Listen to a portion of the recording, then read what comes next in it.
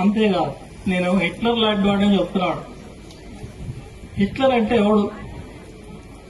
Hitler అంటే ప్రపంచంలో ఎర్ర జెండా మీద కత్తిగట్టి, పేదలపై కత్తిగట్టి, సామ్రాజ్యవాదుల తరఫున ప్రపంచాన్ని కవళించి చూసినటువంటి ఒక దుర్మార్గుడు నియంత.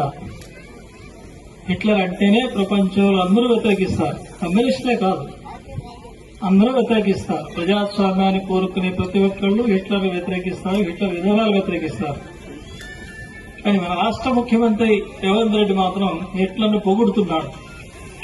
నాకు కోపం వస్తే హిట్లర్ లాంటి అంటున్నాడు. ఎవరి మీద కోపం వస్తే?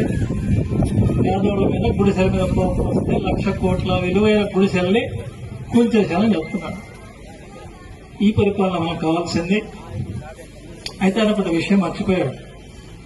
హిట్లర్తో తను పోల్చుకోవడం అంటే మరి హిట్లర్ అంతిమ గడియలు కూడా పోల్చుకోవాలి. అంత చలాయించిన హిట్లరు ఎర్ర జెండా చేతిలో చిత్తుగా మట్టి గెలిచాడు, చరిత్రలో కలిసిపోయాడు. మరి ఈ హిట్లర్ ఎక్కడికి పోతాడో నాకు తెలియదు. ఇప్పుడున్న రేవంత్ రెడ్డి ప్రభుత్వం కూడా చాలా వాగ్దానాలు చేసింది. కేసీఆర్ ప్రభుత్వం సరిగా చేయలేదు. మేము వస్తే మీకు 12,500 ఇస్తాం, ఆయన రైతులకు ఇచ్చాడు, మేము కూలీలు కూడా ఇస్తామన్నారు. ఇప్పుడు కూలీలకు రైతులకు బంద్ అయిపోయింది. రైతులకు రావట్లేదు, కూలీలకు రావట్లేదు.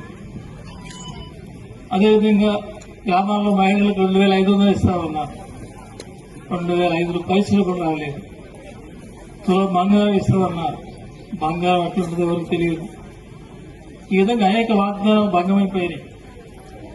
ఇప్పుడు ఆయన చెప్తున్నాడు రాష్ట్రాన్ని బ్రహ్మాండంగా పరిపాలిస్తాం, ఆస్కీ సీమని చెప్తున్నాడు. రోజు ముఖ్యమంత్రి చెప్పే ఉపన్యాసాలు చూస్తే మీరు ఒక విషయం గమనిస్తారు.